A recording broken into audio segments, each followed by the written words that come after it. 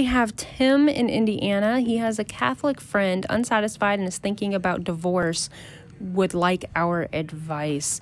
Tim, you are on with Megan, Christy, and Darrel. Hey, how's it going? It's going well. I see you've want some advice regarding divorce?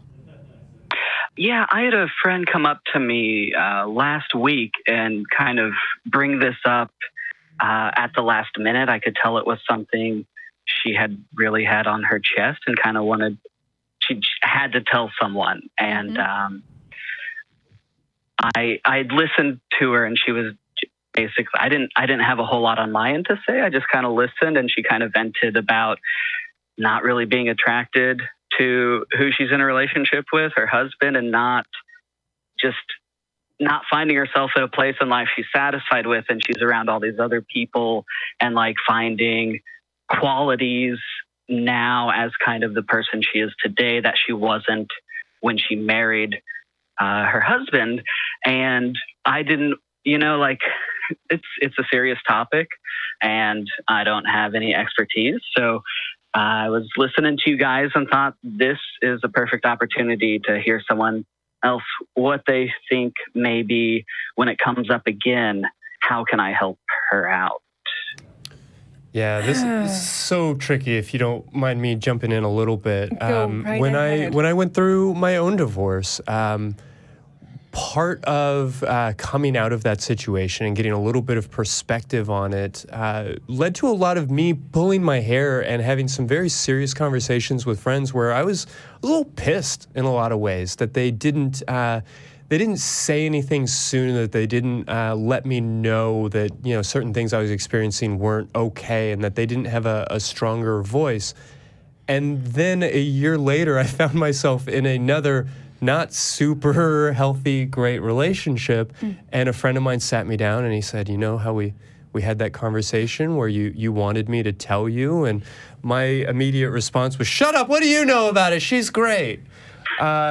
Which is only to say that it is a valuable thing to be able to offer good and honest and compassionate insight to somebody who is maybe in an unhealthy relationship. But do so with just the gentlest hand, because when you're talking about somebody's sexual or romantic relationship, if you're talking about a marriage, you're talking about something that is really, really precious and is pretty impervious to outside influence. I think it's also important to note that your friend has come to you and has wanted to get this off of their chest, which means they're already thinking about it. That means it's already on the forefront of their mind, and it also means they know what they want. They probably are just looking for affirmation and support. Not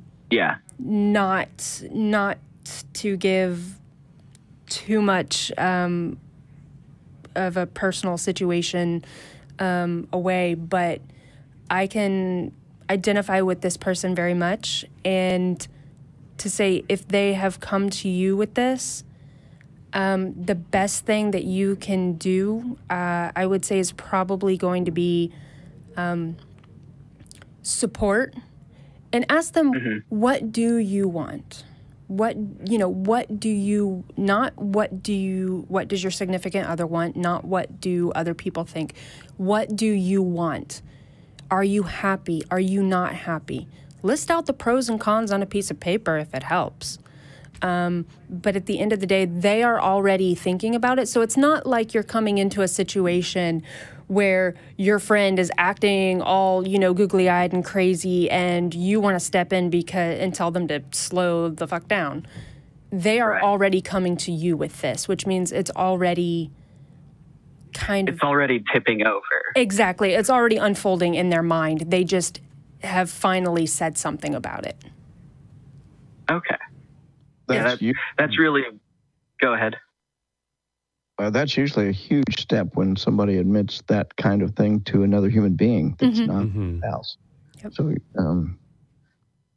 So that's okay. At the same time, I've had friends that have told me of their imminent divorce a half dozen times and are still, like, now describe themselves 10 years later as happily and wonderfully married, which is a bafflement to me. So I do think that there are some folks that hold everything very close to the vest, and then others that get into an argument with their significant other and then jump onto Facebook to immediately tell the world about it. So, you know, recognizing a little bit of your relationship with them and how they feel and what you can expect, what you should hear when they speak, whether you can take everything that they say very seriously or whether it might just be a little bit of venting. Okay. Yeah, that kind of helps a lot and gives me a little bit more ease thinking of what I can do. Yeah. I'm glad, because I feel like everything we've said has been, well, it could be over here or it could be all the way over here. It depends on what kind of person they are. So I'm glad that helps provide some clarification, even if we've given you like basically four answers that are the opposite of each other. Yeah. Well, yeah. I mean, I'm slotting in what you guys are saying with kind of what I know of this person and how they've acted and how they've sounded when they've spoke. And so I'm kind of picking the one, the one that you've mentioned that matches that. Well, good. Well, just be a good friend and a good listener, and don't give them a lot of advice, if any. Don't even give them any advice. Just listen and ask good questions. That's what Megan's really saying, is ask good questions. And that will help them figure it out on their own. Be a buyer of coffee, a bringer of beer, you know, a picker up of kids from school. Purchaser of tequila, you know, whatever works. Whatever you can do to just be supportive. Yeah. And I've noticed if you just give a person like a few extra moments, they usually follow up when they want to say something, you know? Sure. And so sometimes that's all you need to do, is just let them have an extra space to keep talking what they want to tell you. Yep. Silence is golden in those situations. Well, thank you very much. I had listened to the podcast, maybe like the first 20 episodes I found like a month ago, and I just started it. And you guys came up after AXP one time, and I was like, wow, that's great. Hey, glad I'm a fan. We'll be moving to our regular time on Thursdays this week at 7. So we hope to see you then.